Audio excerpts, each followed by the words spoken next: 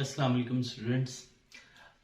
Today we will discuss about the balancing of redox equation by oxidation number change method. In the last video हमने बात की थी कि किस oxidation number क्या होता है, किसी भी कंपाउंड में किसी एलिमेंट का ऑक्सीडेशन नंबर आप कैसे फाइंड कर सकते हैं, ठीक है। वो सारी उसमें डिटेल में मैंने बात की थी, उसके रूल्स पे।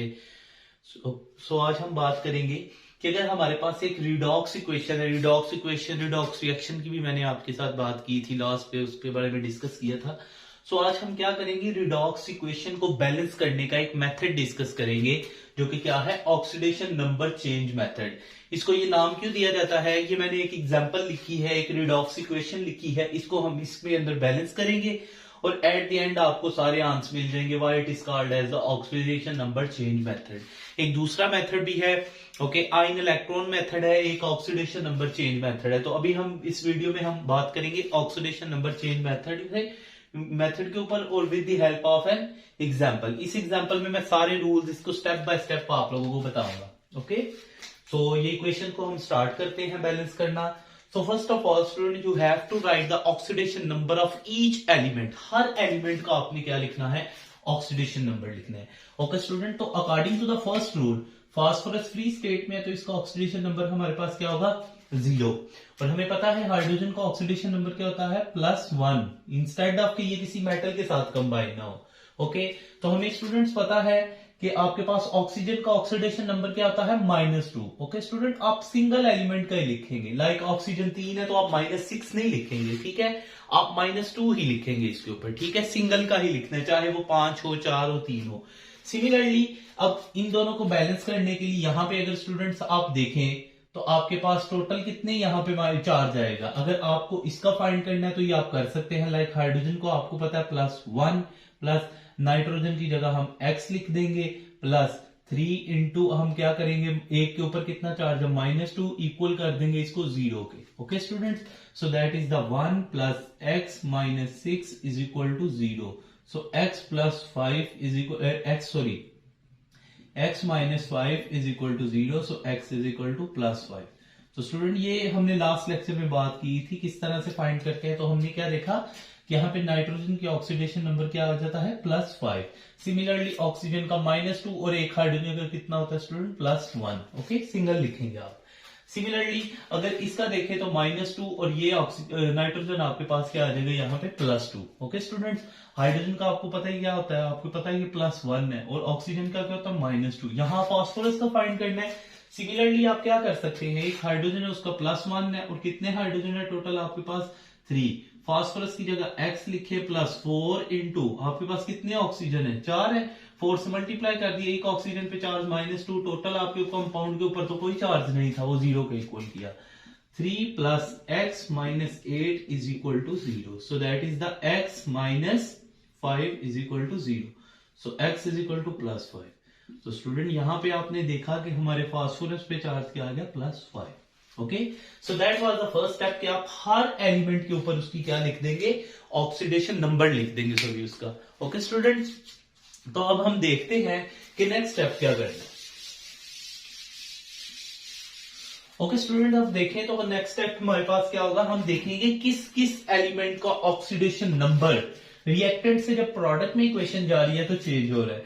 सो अगर हम देखें तो यहाँ पे फास्फोरस क्या है स्टूडेंट्स, 0 है, और यहाँ पे फास्फोरस का ऑक्सीडेशन नंबर क्या आ गया, +5। तो ये आपके पास चेंज हो गया। उसके बाद दूसरा अगर हम देखें तो हाइड्रोजन +1 है, हाइड्रोजन यहाँ भी +1 है, चेंज नहीं हुआ। नाइट्रोजन यहाँ पे +5 है स्टूडेंट, यहाँ पे क्या है, +2। तो दूसरा आपके पास क्या आ जाता है, नाइट्रोजन है जिसका चेंज हुआ। तो इसको थोड़ा सा आप अंडरलाइन कर सकते हैं, लाइक ऐसे।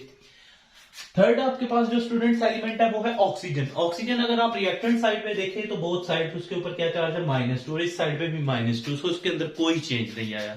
तो सेकंड स्टेप में स्टूडेंट्स अब क्या करेंगे, आप इक्वेशन को क्या लिखेंगे स्टूडेंट्स, सिर्फ ऑक्सीडेशन नंबर उन एलिमेंट्स का लिखें जिनका ऑक्सीडेशन नंबर चेंज हो रहा है। सिमिलरली लाइक आप फास्फोरस लिखे, इक्वेशन दोबारा से आप एज इट इज आप इक्वेशन पूरी लिखें सबसे पहले।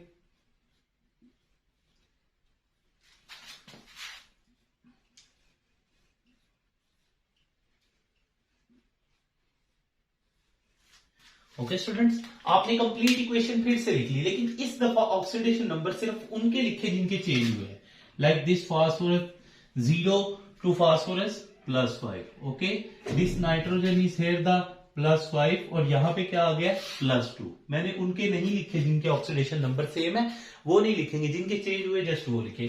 फिर आप क्या करेंगे स्टूडेंट्स, एक ब्रिज बनाएंगे, लाइक फास्फोरस 0 से आप एक ब्रिज ड्रॉ करेंगे, कहा फास्फोरस +5 पे. और सिमिलरली आप क्या करेंगे, नाइट्रोजन का भी ऑक्सीडेशन नंबर चेंज हो रहा है तो इसका भी एक ब्रिज ड्रॉ करें.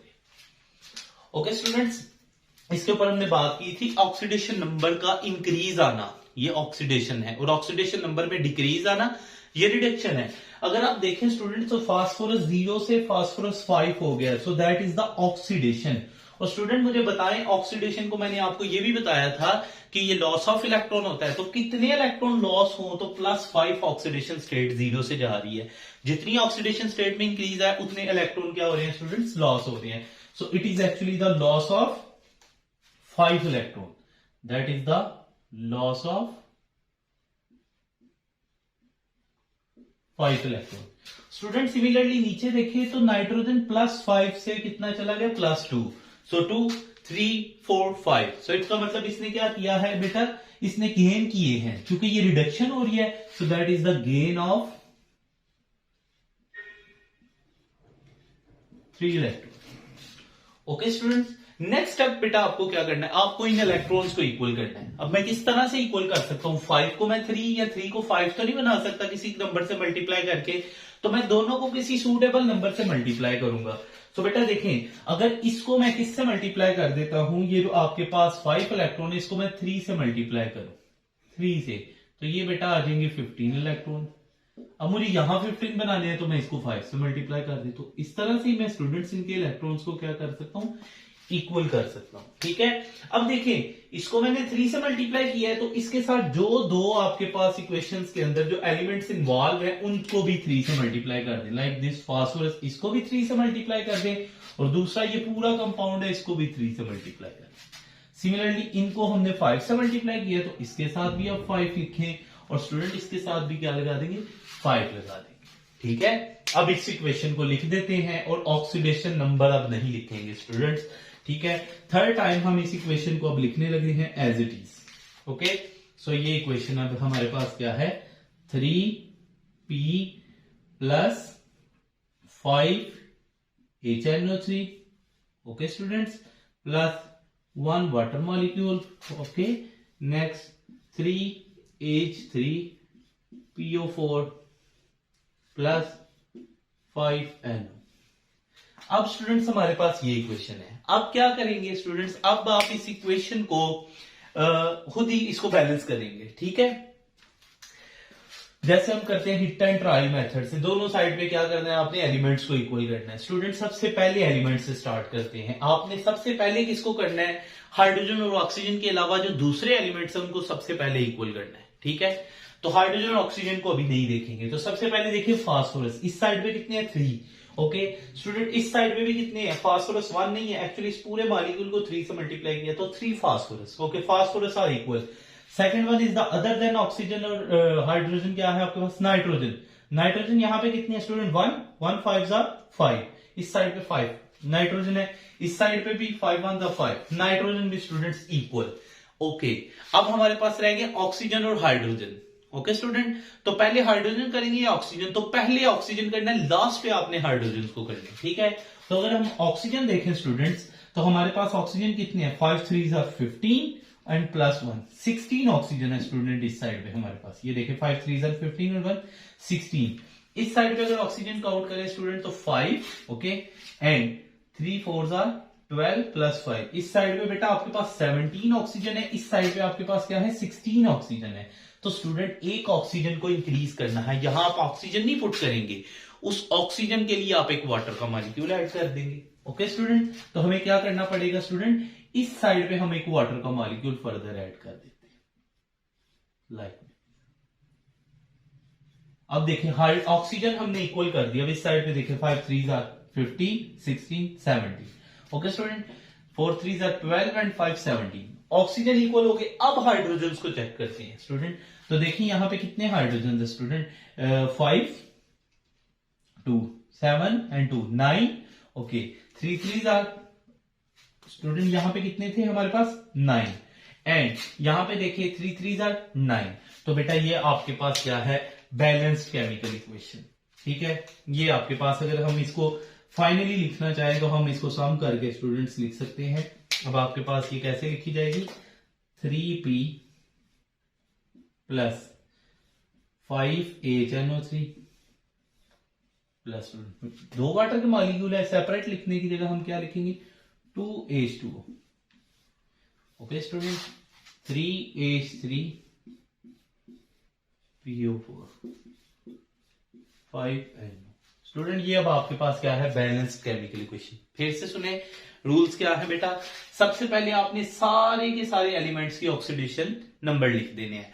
फिर आपने आइडेंटिफाई करना है वो वाले एलिमेंट्स जिनको ऑक्सीडेशन नंबर रिएक्शन से प्रोडक्ट में जाते हुए चेंज हुआ। ओके, फिर आपने नेक्स्ट स्टेप में दोबारा से इक्वेशन लिखनी है और ऑक्सीडेशन नंबर सिर्फ उनके लिखने हैं जिनके चेंज हुए हैं। ठीक है, फिर क्या करना है आपने बेटा, ब्रिज बनाने हैं और चेक करने हैं अगर तो क्या हो रही है, ऑक्सीडेशन हो रही है तो इलेक्ट्रॉन का लॉस हो रहा है। देखना आपने कितना नंबर इंक्रीज हुआ है, 0 से 5, तो 5 इंक्रीज 5 इलेक्ट्रॉन। यहां पे डिक्रीज हुआ है कितना, 5 से 2, तो 3 इलेक्ट्रॉन का गेन हुआ है। बेटा इस इलेक्ट्रॉन्स को आपने दोनों साइड पे क्या करना है, इक्वल करना है सूटेबल नंबर से मल्टीप्लाई करके। सिमिलरली मैंने इधर 3 और इधर 5 से किया तो 15 इलेक्ट्रॉन। अब आपके पास क्या है, ऑक्सीडेशन नंबर दोनों साइड पे बैलेंस कर दिया आपने स्टूडेंट। तो इस इक्वेशन को देखिए, जिस नंबर से मल्टीप्लाई करना है उस पूरी के पूरे मॉलिक्यूल को भी उससे मल्टीप्लाई कर देना स्टूडेंट। फिर आपने दोबारा वो इक्वेशन लिख लेनी है। अब आपने इंस्पेक्शन मेथड से क्या करना है, चेक करना है। हाइड्रोजन और ऑक्सीजन को पहले छोड़ दें, दूसरे एलिमेंट्स को चेक करें। मैंने फास्फोरस देखे 3 थे, इस साइड पे 3 थे, इक्वल है। फिर स्टूडेंट्स मैंने क्या देखे, फिर नाइट्रोजन देखे, वो भी इक्वल थे। फिर आ जाती है बारी हाइड्रोजन और ऑक्सीजन की। तो पहले आप लोगों ने स्टूडेंट्स क्या करना है, सबसे पहले आपने ऑक्सीजन को इक्वल करना है। जब मैंने ऑक्सीजन देखे, इस साइड पे कितने थे स्टूडेंट, इस साइड पे 16 थे, इस साइड पे 17 थे। उस एक ऑक्सीजन को कंप्लीट करने के लिए मैंने एक वाटर का मॉलिक्यूल क्या किया, इस साइड पे स्टूडेंट्स ऐड कर दिया। जब मैंने एक वाटर का मॉलिक्यूल स्टूडेंट इस साइड पे ऐड किया है, तो फिर मैंने हाइड्रोजन को जब काउंट किया तो हाइड्रोजन ऑटोमेटिकली मेरे क्या थे, इक्वल थे। सो इस तरह से हम क्या कर सकते हैं, ऑक्सीडेशन नंबर चेंज मेथड, इसको क्यों कह रहे हैं वो भी आपको अंडरस्टैंड हो गया, क्योंकि स्टार्ट ही कहां से हुआ था, ऑक्सीडेशन नंबर के चेंज होने से। ओके, इसको रिडॉक्स मेथड भी कहते हैं स्टूडेंट। इससे रिलेटेड आपकी एक्सरसाइज में भी एग्जांपल होंगी स्टूडेंट्स, तो आप प्रैक्टिस कीजिएगा। होप्स हो कि आपको लेक्चर समझ आया होगा। ओके स्टूडेंट, इसकी ज्यादा से ज्यादा प्रैक्टिस करें और पेपर के अंदर कभी भी ये क्वेश्चन थ्योरेटिकल टाइप नहीं आएगा। इस तरह से आपको क्वेश्चन देंगे, इक्वेशन देंगे, उसको बैलेंस करना होगा। इसके रूल स्टूडेंट आपने याद नहीं करने, सिर्फ अंडरस्टैंड करने हैं और कीप इन माइंड, अपने माइंड में रखने हैं। ठीक है, hope so, best of luck, अच्छा कीजिएगा। इसकी प्रैक्टिस आप लोगों ने अच्छे से कर लेनी है। होप सो ये आपके लिए इजी रहेगा। Okay student, thank you, Allah Hafiz.